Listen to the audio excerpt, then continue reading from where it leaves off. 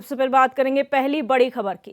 जब भारत पाकिस्तान के बीच बंटवारा हुआ था तब उस वक्त की सियासी परिस्थिति क्या थी और दोनों देशों के बीच क्या क्या समझौते हुए थे, ये इतिहास के पन्नों में दर्ज है। लेकिन बीजेपी का कहना है कि कांग्रेस ने उस वक्त भी विभाजन की राजनीति की थी और आज भी वो यही कर रही है।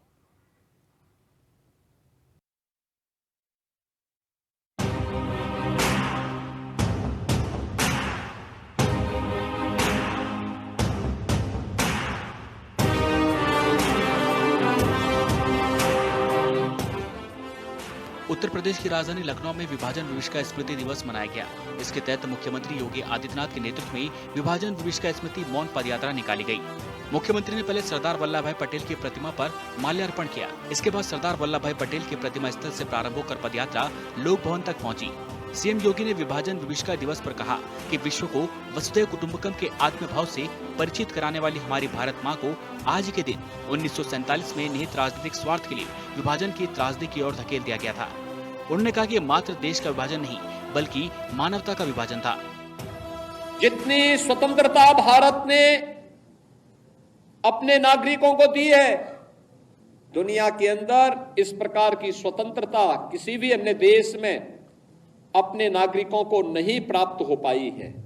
हम सबको अपने संविधान पर गौरव की अनुभूति करनी चाहिए। भारत के संविधान निर्माताओं के प्रति अपार श्रद्धा और सम्मान का भाव व्यक्त करना चाहिए।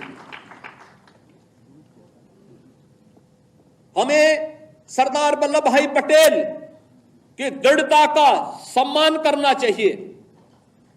हमें बाबा साहब डॉक्टर भीमराव अंबेडकर के प्रति सत नमन करना चाहिए, जिन्होंने अपनी पीड़ा को दबाने के बावजूद भारत की एकता और अखंडता के प्रतीक भारत के संविधान को भारतवासियों को प्रदान किया।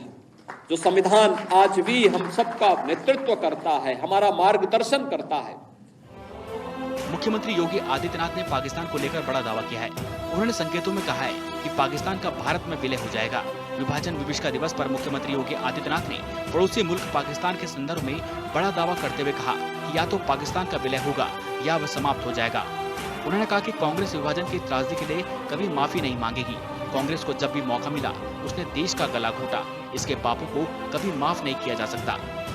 विभाजन की इस त्रासदी के लिए तत्कालीन कांग्रेस नेतृत्व पूरी तरह जिम्मेदार रहा है। कांग्रेस विभाजन की इस त्रासदी के लिए और समय समय पर देश के साथ हुए इस धोखे के लिए कभी देश की जनता से माफी नहीं मांगेगी, क्योंकि उनका चरित्र कभी भी इस प्रकार का नहीं रहा। कांग्रेस का वास्तविक चरित्र अधिनायकवादी रहा है और देश के अंदर जब भी उसको अवसर मिला उसने लोकतंत्र के गले को घोंटने का प्रयास किया। 1975 इसका उदाहरण है। जब भी कहीं पर नागरिकों ने अपने अधिकारों की बात की, उसने आपस में लड़ाने का काम किया। देश के अंदर भाषाई विवाद, देश के अंदर क्षेत्रीय विवाद, देश के अंदर सनातन राष्ट्र में हिंदू और सिखों को आपस में लड़ाने का कार्य, ऐसे तमाम ऐसे पाप हैं इनके, जिन पापों की कभी माफी नहीं दी जा सकती है। कार्यक्रम को संबोधित करते हुए सीएम योगी ने कहा कि बांग्लादेश में 1947 में 22% हिंदू थे, आज 7% रह गए। हमारी सबकी सहानुभूति उन हिंदुओं के साथ होनी चाहिए। अखंड भारत का सपना ही इस तरह की घटना का समाधान होगा। सीएम योगी ने कहा कि अगर 1947 में भारत के राजनीतिक नेतृत्व के पास मजबूत इच्छा शक्ति होती तो दुनिया की कोई ताकत वो अप्राकृतिक घटना नहीं कर पाती। पर कांग्रेस के सत्ता के लोभ ने भारत को बर्बाद किया। जब तक उनके पास सत्ता गई, इन्होंने देश के मोल पर राजनीति की है। विभाजन की इस त्रासदी के लिए तत्कालीन कांग्रेस नेतृत्व पूरी तरह जिम्मेदार रहा है। कांग्रेस विभाजन की इस त्रासदी के लिए और समय समय पर देश के साथ हुए इस धोखे के लिए कभी देश की जनता से माफी नहीं मांगेगी, क्योंकि उनका चरित्र कभी भी इस प्रकार का नहीं रहा। कांग्रेस का वास्तविक चरित्र अधिनायकवादी रहा है और देश के अंदर जब भी उसको अवसर मिला उसने लोकतंत्र के गले को घोंटने का प्रयास किया। 1975 इसका उदाहरण है। जब भी कहीं पर नागरिकों ने अपने अधिकारों की बात की, उसने आपस में लड़ाने का काम किया। देश के अंदर भाषाई विवाद, देश के अंदर क्षेत्रीय विवाद, देश के अंदर सनातन राष्ट्र में हिंदू और सिखों को आपस में लड़ाने का कार्य, ऐसे तमाम ऐसे पाप हैं इनके, जिन पापों की कभी माफी नहीं दी जा सकती है। सीएम योगी आदित्यनाथ ने कहा कि जब 1947 में पंडित नेहरू और कांग्रेस पार्टी तिरंगा लहराकर जश्न मना रही थी, उस समय अनगिनत लोग अपनी मातृभूमि छोड़ने को विवश थे। मुख्यमंत्री ने कहा कि पहले 10 वर्ष की भारत की प्रगति दुनिया को अचंभित करती है, इसलिए दुनिया में कहीं संकट आता है तो दुनिया भारत की तरफ देखती है। 14 अगस्त 1947 को जब विभाजन की त्रासदी हो रही थी और 15 अगस्त को जब देश के अंदर तत्कालीन प्रधानमंत्री पंडित जवाहरलाल नेहरू के द्वारा भारत के तिरंगे को पहरा करके कांग्रेस के नेताओं के द्वारा देश के अंदर आजादी के जश्न को मनाने का कार्य किया जा रहा था, तब लाखों लोग अपनी मातृभूमि को छोड़ने के लिए, अपने परिवारों को छोड़ने के लिए मजबूर हो रहे थे। किस प्रकार की यातनाएं उन पे पड़ रही थी, किस प्रकार का दृश्य था, किस प्रकार के मानवीय अत्याचार हो रहे थे, ये किसी से छुपा हुआ नहीं। और ये दृश्य बहुत कुछ है, चित्र बहुत कुछ बोल देते हैं। यानी दुनिया का सबसे समृद्धतम देश 1947 तक आते आते एक दलित देश में बदल गया।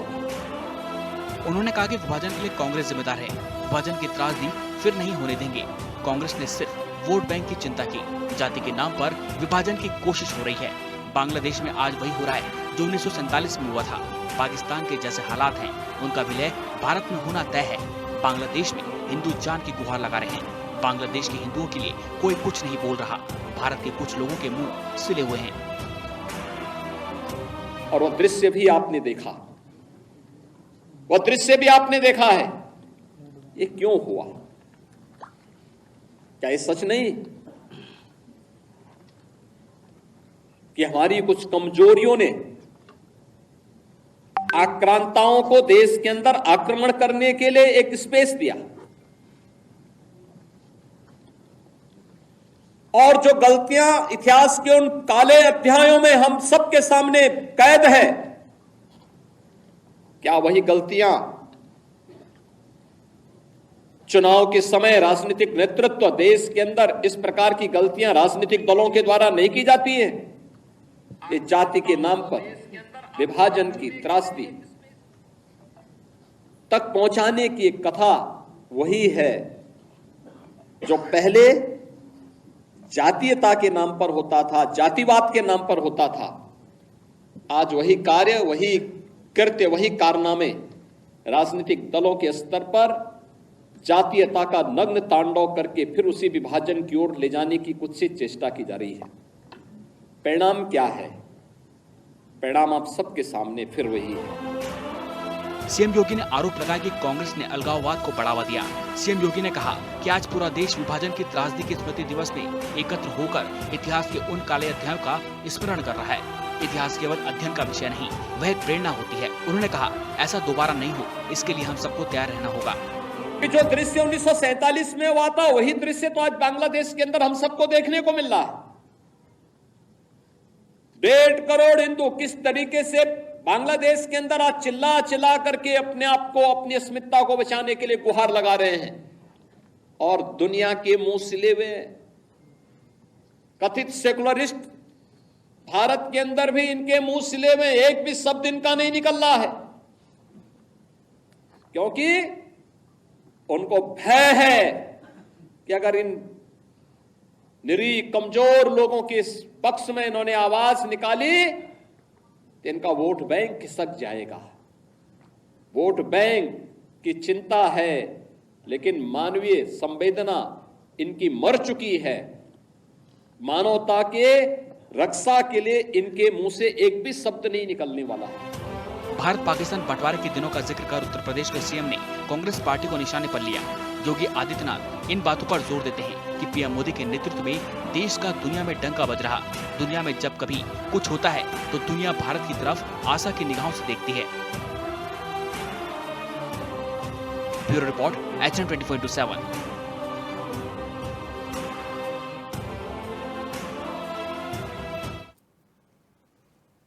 और हमारे साथ अनिल शर्मा कांग्रेस प्रवक्ता जुड़ चुके हैं और captain I Singh Bhadauria BJP प्रवक्ता। आप दोनों का बहुत स्वागत है HN 24/7 में। अनिल शर्मा जी, आपके पास आऊंगी। पहले भारतीय जनता पार्टी लगातार बांग्लादेश में जो हो रहा है उसे लेकर आप लोगों पर आरोप लगा रहे हैं और देश विभीषिका दिवस जो मनाया जा रहा है बीजेपी द्वारा उसको लेकर भी आप पर आरोप है, क्या कहेंगे? देखिए, सबसे बड़ी बात है भारतीय जनता पार्टी कुंठाग्रस्त है और जब भारतीय जनता पार्टी के नेता कुंठाग्रस्त हैं तो ये आरोप प्रत्यारोप लगाना इनके लिए आम बात हो चुकी है। आजादी के समय जब आजादी मिली तब इनके लोगों ने एक पत्थर कंकड़ भी किसी अंग्रेज पर नहीं मारा। ये आज डींगे हाँकते हैं। जहां जिन्ना जी पाकिस्तान के जो बंटवारे के समय जिन्ना का मामला था, उन जिन्ना के साथ ये लोग गलवैया करते हुए एक थाली में खाने वाले इनके नेता बंगाल, पश्चिम बंगाल की सरकार में ये मंत्री साथ साथ होते थे, एक थाली में खाते थे। हिंदू महासभा के नाम पर इनकी जो पार्टी थी, RSS जो थी, ये बंटवारे का जो काम करती थी और यही वजह है कि देश को बंटवारा करने पर सबसे बड़ा रूप अगर है तो भारतीय जनता पार्टी के जो पूर्व नाम की पार्टी है, जो पूर्व स्वरूप था इनका, वो दोषी है जी। ये नहीं चाहते किसी तरह से इस देश में सांप्रदायिक सद्भाव बना रहे, वसुधैव कुटुंबकम की भावना रहे। कांग्रेस ने हमेशा देश को उन्नति की ओर ले गए। आजादी की लड़ाई लड़ने का काम अगर किसी ने किया तो कांग्रेस के लोगों ने किया, भारतीय जनता पार्टी के लोगों ने सिर्फ इनको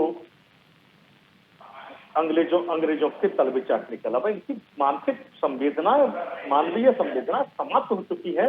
ये केवल सत्ता लोलुपता में तो देश को अंतर कलह की ओर ले जा रहे हैं। बांग्लादेश की इनको आज चिंता है, लेकिन भारत के अंदर इस प्रकार से इन लोगों ने किया है, कभी हिंदू मुसलमान के नाम पर, कभी जाति धर्म के नाम पर लड़ाने का काम भारतीय जनता पार्टी ने किया।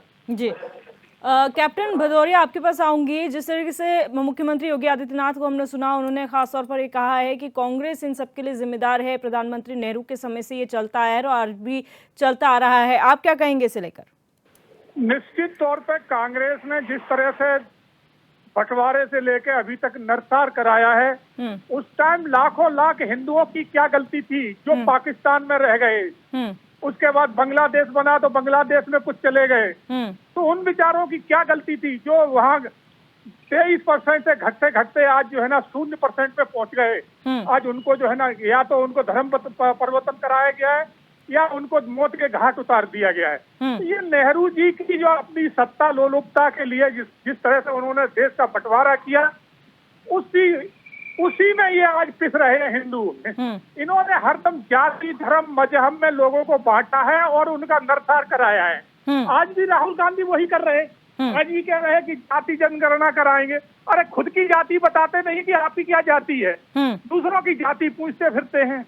तो जितने भी हिंदुओं का नरसार हो रहा है उसकी जिम्मेवार एक कांग्रेस है। कांग्रेस की ही वजह से आज हिंदुओं का पतन हुआ है और आज भी हो रहा है और आगे भी करने की इनकी यही विचारधारा है, क्योंकि न सिर्फ एक जाति का वोट चाहिए, बस उससे ज्यादा की आगे सोच नहीं है। राहुल गांधी आज वही कर रहे हैं।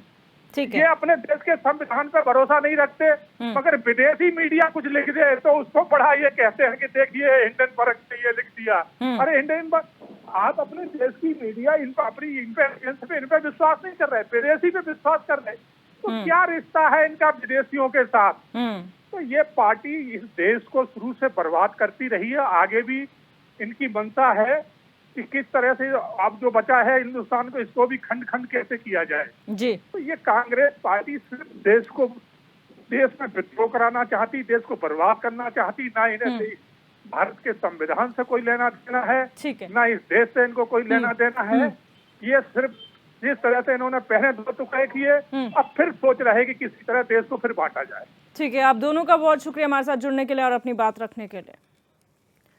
अब रुक करेंगे दूसरी बड़ी खबर का। सीएम धामी ने देहरादून में विशेष स्वच्छता अभियान के अंतर्गत स्वच्छता अपनाओ बीमारी भगाओ अभियान की शुरुआत की। साथ ही गांधी पार्क में महात्मा गांधी को श्रद्धांजलि भी दी। अभियान की शुरुआत करते हुए सीएम धामी ने लोगों से अपने आसपास के इलाकों को स्वच्छ बनाए रखने की अपील भी की। इस मौके पर सीएम के साथ कैबिनेट मंत्री प्रेमचंद अग्रवाल, सांसद नरेश बंसल समेत कई बीजेपी के वरिष्ठ नेता मौजूद रहे।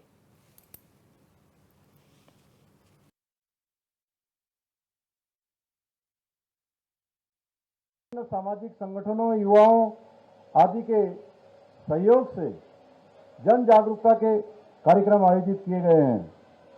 निश्चित रूप से देखिए, एक ऐसा अभियान है, इसमें जब तक जन जागरूकता नहीं होगी तो ये अभियान हमारा सफल नहीं होगा।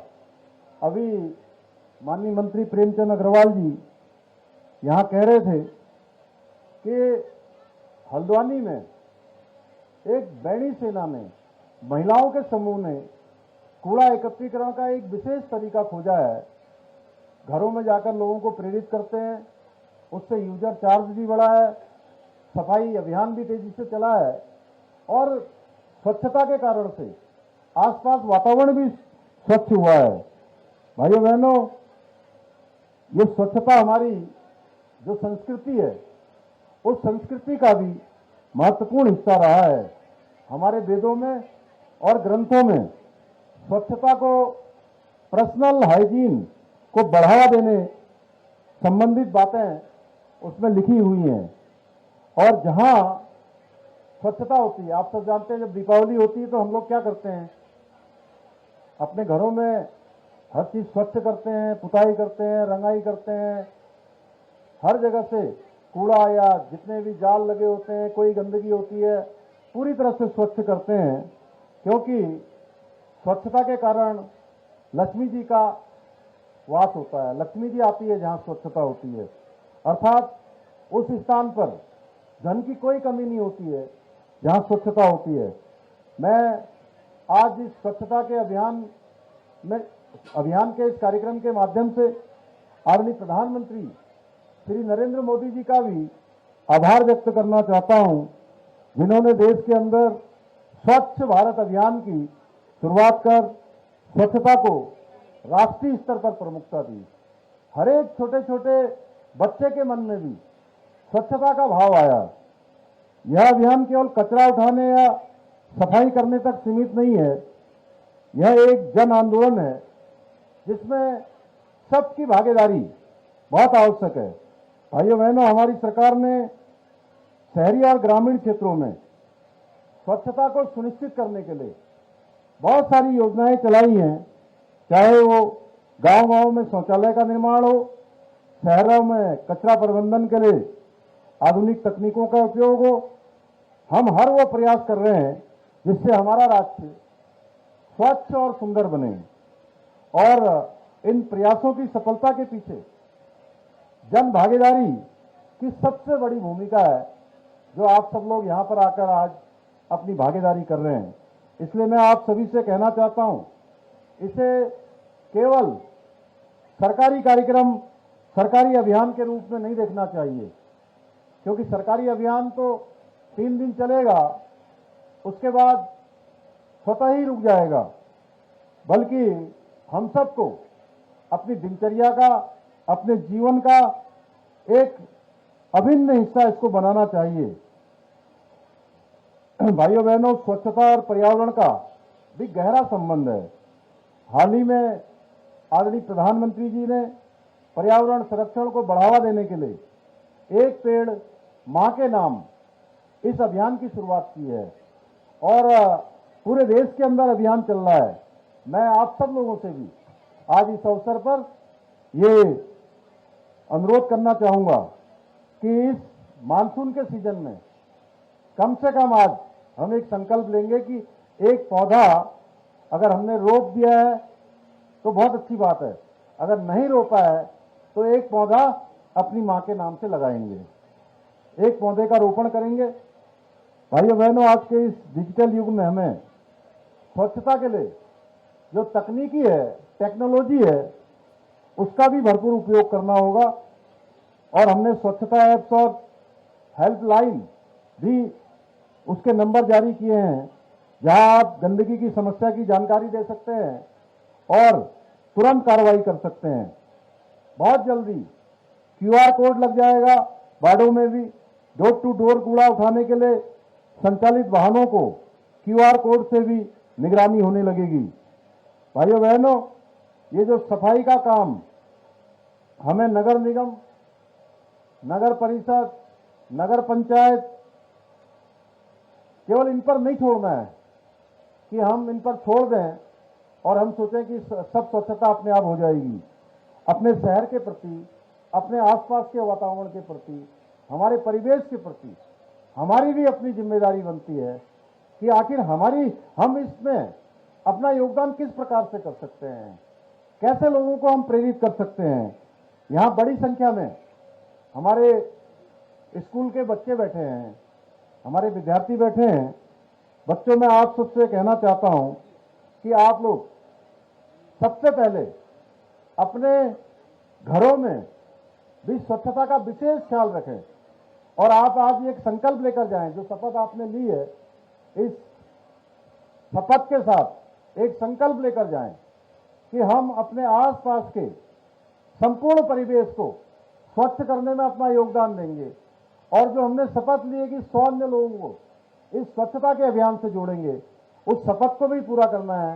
और ये संकल्प एक दिन का संकल्प नहीं होना चाहिए कि एक दिन हम स्वच्छता के अभियान में हम स्कूल से आए, आज हम इसमें सम्मिलित हो गए और इतना हमने इतिश्री कर दी, कार्यक्रम पूरा हो गया, हमेशा के लिए स्वच्छता हो गई। ये काम रोज करने वाला है। बढ़ते आगे, रुक करेंगे तीसरी बड़ी खबर की। पहाड़ से लेकर मैदान तक बरसात आफत बनकर बरस रही है। जहां पहाड़ी क्षेत्रों में पहाड़ियां दरकने से हलकान है, वहीं मैदानी क्षेत्रों में जलभराव और मकान ढहने की घटनाएं सामने आ रही हैं। ऐसे ही मामला विकासनगर तहसील के कुंजा गांव से भी सामने आया है, जहां भारी बारिश की वजह से करीब 8 मकान जमींदोज हो गए, जबकि कई मकानों में दरारें आ चुकी हैं। लेकिन इसके बावजूद भी ना ही जनप्रतिनिधि और ना अधिकारियों ने ग्रामीणों की सुध ली है, जिसकी वजह से ग्रामीणों को काफी परेशानियों का सामना करना पड़ रहा है। भैया, हमारे घर के बहुत कुछ समस्या है, हम तो बहुत परेशान हो रहे हैं। इसमें रहने का भी मन नहीं, रात को भी बहुत डर लगता है, कभी रात को हमारे पास हमारे ऊपर गिर जाए, टूट फूट जाए, सामान सारा बेकार हो जाएगा। क्या अभी तक हमारी कम से कम 50 साल की उम्र होगी, अब तक हमारा घर नहीं आया। इतने परेशान है भैया। जो घर में हमारा घर वाला है वो भी परेशान है, बीमार है, किस तरह बनाए घर, क्या करें भैया। बरसात का मौसम है, ऐसे में कैसे रह रहे हैं आप लोग? बस सर अंदर घुस जाएगा पानी, हाँ कुछ नहीं, इस साइड को अंदर आ जाए पानी, खाटों के नीचे बस फिर पानी निकालो। देखिए, ये बरसात का मौसम है। इस वर्ष भारी से भारी वर्षा का कार्यकाल चल रहा है। इस समय आप देख रहे हैं लगातार बारिश और ऐसी स्थिति में जो ग्रामीण क्षेत्र, ग्रामीण के इलाके हैं, जहाँ कच्चे घरों में आदमी पक्के मकानों में नहीं रह सकता, क्योंकि पानी इतना बरस रहा है कि इसकी कोई लिमिट नहीं है। और उसे देखते जो कच्चे घर हैं वो लगातार बैठते जा रहे हैं। और इस आपदा की स्थिति में अगर हम देखते हैं कि आपदा के नाम से बड़े बड़े कार्यक्रम, बड़े बड़े आयोजन किए जाते हैं, लेकिन जब ऐसी स्थिति उत्पन्न होती है तो वो पूरी तरीके से धराशायी नज़र आते हैं। आज की स्थिति भी वही है कि अभी तक मेरे साथ जो प्रशासनिक अधिकारी हैं वो इसका लंबे समय का इंतजार कर रहे हैं। शायद अभी 10-15 दिन और बारिश चलेगी। जब तक लोगों का मकान या जो भी क्षतिपूर्ति है वो पूरी तरीके से नहीं हो जाए, तब तक उसका आकलन नहीं किया जा सकता। जब जोर से बारिश हुई ना, उस दिन बहुत, रात को भी बहुत बारिश हुई। फिर सुबह ये दीवार गिरी इधर की, फिर उसके अगले दिन ये दीवार गिरी सुबह इधर की। फिर हमें बस बहुत खतरा है, हमने नीचे लगड़ा लगा दी, मैं कभी और दब जा बच्चा हमारा बच्चा भी बचा, भाग कम बाहर निकले एकदम पड़े घर से अंदर से। फिर हमारा बैट भी दब गया उसके तले, फिर हमारी तले दब घुस गई। फिर बस इस जो डर है, मैं कभी अभी गिर कर कहाँ परेशान बहुत है, वहाँ भी बाहर डर लग रहा, पड़ तो जान पड़ रही है ना, हमारी बहुत डर लगा। बरसात हो रही है, बरसात से मेरी जो थोड़ी बहुत दीवार थी वो गिर गई। फिर दीवार में पर्दा लगाना पड़ा। ये बोरे के टाट सीमेंट के कट्टे खाली करके इधर से लाए, प्रधान जी से ठहर के ये लगाए हमने, इधर से ये लाए। फिर इधर से जंगल का पानी आता है साहब, ये पिछली दीवार सारी जंगल से गिर गई इधर, यहाँ से ऐसे। फिर ये कुछ नहीं रहा, फिर ये लगा के फिर तरपाल, ये कुछ मदद हमारी प्रधान जी ने करी थी पिछली बार, इन्होंने ये तरपाल उन्होंने दी थी, कुछ हमने ले ली थी साहब। ये अब ऐसी है कि हम बहुत गरीब। इस घर में कितने लोग गुजारा करते हैं? इस घर में करते हैं अब हमें 5 आदमी हैं साहब, इसमें गुजारा करते हैं। क्या कभी कोई आया है आपकी सूद लेने के लिए, आप देखने के लिए? नहीं, यहाँ कोई बाहर का कोई नहीं आया साहब। ये हमारे यहाँ के प्रधान है, बेचारे ये आ जाते हैं देखने के लिए। ये अच्छे से हम रहते हैं। मेरे 3 लड़के हैं, एक अफाज है, एक वैसा है, एक मेरी लड़की है शादी करने की है, अभी शादी नहीं कर सका। एक मेरी ये बुढ़िया है। हम रहते हैं इसमें 5 परिवार रहते हैं। एक मेरा पोता है, इसका अफाज है।